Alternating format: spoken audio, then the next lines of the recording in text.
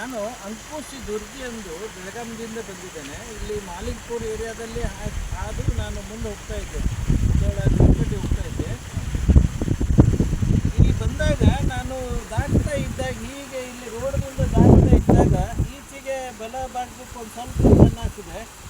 ಒಂದು ನೀರು ತುಂಬಿದಂಥ ಜಮೀನು ಸಮೀಪ ನೀರು ತುಂಬಿ ಬಂದಿದೆ, ಒಂದು ಬಾವಿ. ಆಮೇಲೆ ಹೂವಿನ ತೋಟ, ಒಂದು ಬಂಗಾರ ಬೆಳೆ ಬಂದಿದೆ. ಅದನ್ನು ನೋಡಿಕೊಂಡು ಮುಂದೆ ಹೋಗಿ ಮತ್ತೆ ಟರ್ನ್ ಮಾಡ್ಕೊಂಡು ಬಂದೆ. ಯೋಗ ಇದರಿಂದ ಈ ಜಮೀನನ್ನು ಓನರ್ ಕೂಡ, ಇದನ್ನು ಮಾಡಿದವರು ಓನರ್ ಕೂಡ ಸಿಕ್ಕಿದ್ದಾರೆ. ಭಾಳ ನೋಡಿ ಇಲ್ಲಿ ಸಹಜವಾಗಿ ಅವರು ಬಂದರು, ನಾನು ಬಂದೆ. ಒಂದು ಒಳ್ಳೆ ಎಜುಕೇಟೆಡ್ ರೈತ, ಒಬ್ಬ ಯುವ ನಮ್ಮ ರೈತರು ಯಾವ ಥರ ಬೆಳೆಗಳನ್ನು ಬೆಳೀತಾ ಇದ್ದಾರೆ, ಹೊಸ ಬೆಳೆಗಳನ್ನು ಬೆಳೀತಾ ಇದ್ದಾರೆ, ಅಲ್ಲಿಗೆ ಇವರೊಬ್ಬರು ಉದಾಹರಣೆ. ಎಸ್, ನೀವು ಬಂದಿಲ್ಲ ಹಂಗೆ ಬಂದು ಇವರು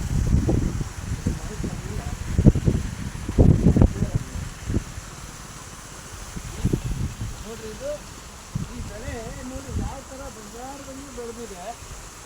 ಸರ್ ಇನ್ನೂ ಬನ್ನಿ, ಹಂಗೆ ಬಂದಿತ್ತು ಬನ್ನಿ, ಸ್ವಲ್ಪ ಸಮೀಪ ಬನ್ನಿ, ನೀವು ಹಂಗೆ ಬನ್ನಿ, ನಾವೆಲ್ಲ ಕೂಡಿರೋಣ. ನೋಡಿ ಅಂದರೆ ಸೌಂಡಲ್ಲಿ ಕೇಳೋದಿಲ್ಲ. ನೋಡಿ, ಇದು ಒಂಥರ ಬಂಗಾರ ಬೆಳೆದಾಗ ಬೆಳೆದಿದೆ ಬೆಳೆ. ಇಂಥ ವಿಶೇಷವಾದ ಕೇವಲ 3 ತಿಂಗಳ ಬೆಳೆ ಅಂತೆ. ನೋಡೋಣ ಬನ್ನಿ, ಇನ್ನೊಂದು ಚೂರು ಅದ್ರ ಬಗ್ಗೆ ಮಾಹಿತಿ ಕೇಳೋಣ. ಮೊದಲು ಬೆಳೆ ನೋಡೋಣ.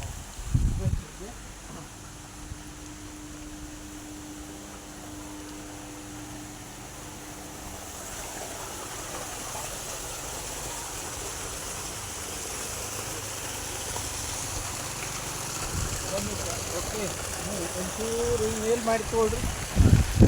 ವಿಡಿಯೋ ನಡೀತಾ ಇದ್ದಲ್ರಿ. ಎಸ್, ಇಲ್ಲಿ ಬಂದ್ರಿ, ಇನ್ನೊಂಚೂರು ಬರಲಿ. ಓಕೆ, ಈಗ ನಿಮ್ಮ ಅನಿಸಿಕೆಯನ್ನು ಹೇಳಬೇಕು. ಎಸ್, ನೀವು ಇಟ್ಟಿದ್ದೀರಿ. ಎಸ್, ಹೀಗೆ ಬೆಳೆದ್ನಲ್ಲಿ ಎಸ್ ಅಡ್ಡಿ ಇಲ್ಲ, ಇನ್ನೊಂಚೂರು ಮುಂದಕ್ಕೆ ಮಾಡಿ. ಓಕೆ, ಇವರೇ ನಮ್ಮ ಈ ತೋಟದ ಓನರ್. ತಮ್ಮ ಹೆಸರನ್ನು ದಯವಿಟ್ಟು ಹೇಳ್ರಿ. ರಾಘವೇಂದ್ರ ಕಂಠಪ್ಪ, ಸ್ವಲ್ಪ ದೂರಾಗಿ. ರಾಘವೇಂದ್ರ ಕಂಠಪ್ಪ ಚೌಹಾಣ್. ಎಸ್, ಸಾಕಿ ನಕ್ಕಿನಡಿ, ತಾಲೂಕು ಮುಧೋಳ, ಜಿಲ್ಲಾ ಬಾಲ್ಕೋಟ್. ಇದು ನಮ್ಮ ತೋಟದಲ್ಲಿ 1 ಎಕರೆಗೆ 24 ಗುಂಟೆ ಇದೆ ರೀ. 24 ಗುಂಟೆ ಒಳಗೆ ಒಂದು 5 ಗುಂಟೆ ಬಾವಿ ಹೋಗ್ತದೆ. ಉಳಿದೇನದಲ್ಲಿ 1 ಎಕರೆ 20 ಗುಂಟೆ ಚೆಂಡು ಹೋದವು. ಈಗ ಆಲ್ರೆಡಿ 2 ಟನ್ ಕಟಾವಾಗಿದೆ. Yes, 2 ton. ಅಂದರೆ ಒಟ್ಟು 8 ತಿಂಗಳ ಬೆಳೆ ಇದು. 3 ತಿಂಗಳು ಬೆಳೆ. 3 ತಿಂಗಳು ಬೆಳೆ. ಓಕೆ, 3 ತಿಂಗಳು 20 ಗುಂಟೆಯಲ್ಲಿ 3 ತಿಂಗಳಲ್ಲಿ 2 ಕಟಾವು ಮಾಡಿದ್ವಿ. 2 ಟನ್ ಕಟಾವಾಗಿದೆ. 2 ಟನ್ ಕಟಾವಾಗಿದೆ. ಇನ್ನೊಂದು ಹಿಂದೆ ಹಾಂ, 2 ಟನ್ ಕಟಾವು ಮಾಡಿದ್ರಿ. ಓಕೆ, ಅಂದಂಗೆ 1 ಟನ್ನಿಗೆ ಎಷ್ಟು ನಿಮಗೆ ಇನ್ಕಮ್ ಆಗಿದೆ? 1 ಟನ್ನಿಗೆ ನಮಗೆ 13,000 ಬರ್ತದೆ.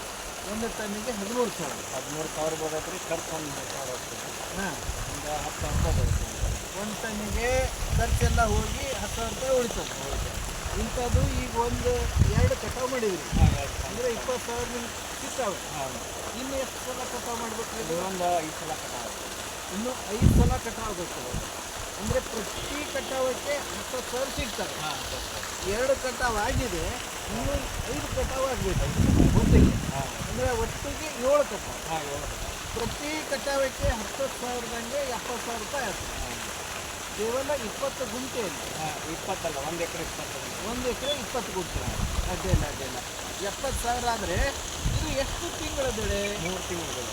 ಕೇವಲ 3 ತಿಂಗಳ ಬೆಳೆಯಲ್ಲಿ 1 ಎಕರೆ 20 ಗುಂಟೆಯಲ್ಲಿ 70,000 ಸಿಗ್ತದೆ 3 ತಿಂಗಳಲ್ಲಿ. ಖರ್ಚು ಎಲ್ಲ ಖರ್ಚು ತಗೊಂಡು ನೋಡಿ. ಅಂದಂಗೆ ಇದನ್ನೇ ಇದೇ ಕಂಪ್ಯಾರಿಸನ್ ನಾವು ಕಬ್ಬಿಗೆ ಮಾಡಿದರೆ ಎಷ್ಟಾಗ್ತದೆ? ಕಬ್ಬಿಗೆ ಮಾಡಿದ್ರೆ ಒಂದು ಸ್ವಲ್ಪ ಈಗ ಗೊಬ್ಬರ ಆಗ್ತದೆ. ಇದು ಎಲ್ಲ ಕಪ್ಪಲೆಲ್ಲ ಗೊಬ್ಬರ ಆಗುತ್ತೆ. ಕಬ್ಬಿಗೆ ಅವಶ್ಯಕತೆ ಮುಂದೆ ಕಬ್ಬಿಗೆ ಅನುಕೂಲ ಆಗ್ತದೆ. ಆದರೆ ಇಳುವರಿ ಈಲ್ಡ್ ಆಗ್ತದೆ. ಇಳುವರಿ ಇನ್ನೂ ಹೆಚ್ಚಿಗೆ ಕಬ್ಬಿನ ಇಳುವರಿ ಹೆಚ್ಚಾಗ್ತದೆ.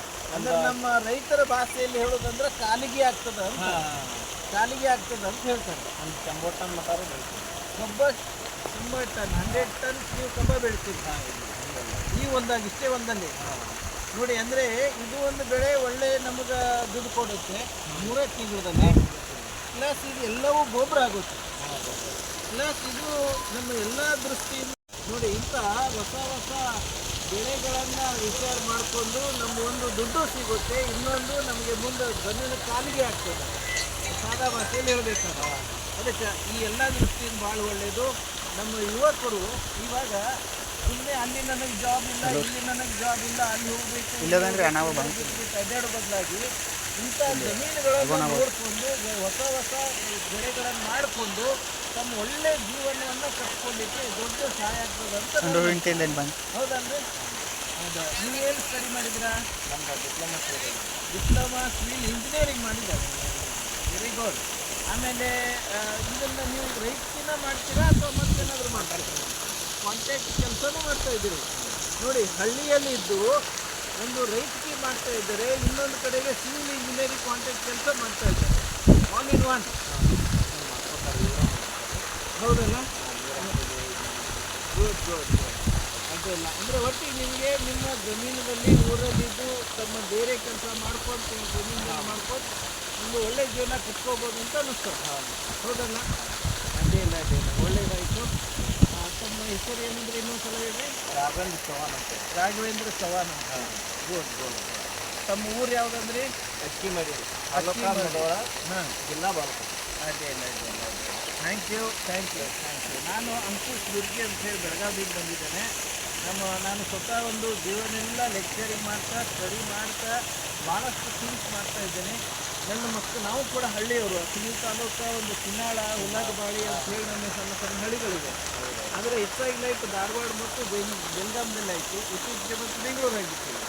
ನನ್ನ ಇದ್ದಿಬ್ಬರು ಮಕ್ಕಳು ಇವಾಗ ಆರ್ಗ್ಯಾನಿಕ್ ಕೆಮಿಸ್ಟ್ರಿಯಲ್ಲಿ ಸೈಂಟಿಸ್ಟ್ ಆಗಿದ್ದಾರೆ, ಇನ್ನೊಬ್ಬರು ಸಾಫ್ಟ್ವೇರ್ ಇದ್ದಾರೆ. ಸೊ ಒಂದು ಈ ಜಮೀನು ನೋಡಿದರೆ ನಮಗೆ ಖುಷಿ. ನಮ್ಮಲ್ಲೆಲ್ಲ ಒಂದು ಹೊಸ ಏನಾದರೂ ನಾವು ಮಾಡಬೇಕಂತ ಮುಂದೆ ಹೋಗಿ ಪ್ಲ್ಯಾನ್ ಮಾಡೀವಿ. ನಮ್ಮ ಆರ್ಗ್ಯಾನಿಕದಲ್ಲಿ ಅದಕ್ಕೆ ಸೈಂಟಿಸ್ಟ್, ಸೊ ಅದಕ್ಕೆ ಪ್ಲ್ಯಾನ್ ಮಾಡ್ತಾ ಇದ್ದೀವಿ. ನೋಡೋಣ, ಒಂದು ಸಲ ಭೇಟಿ ಆಗೋಣ. Thank you thank you. Yes thank you. S.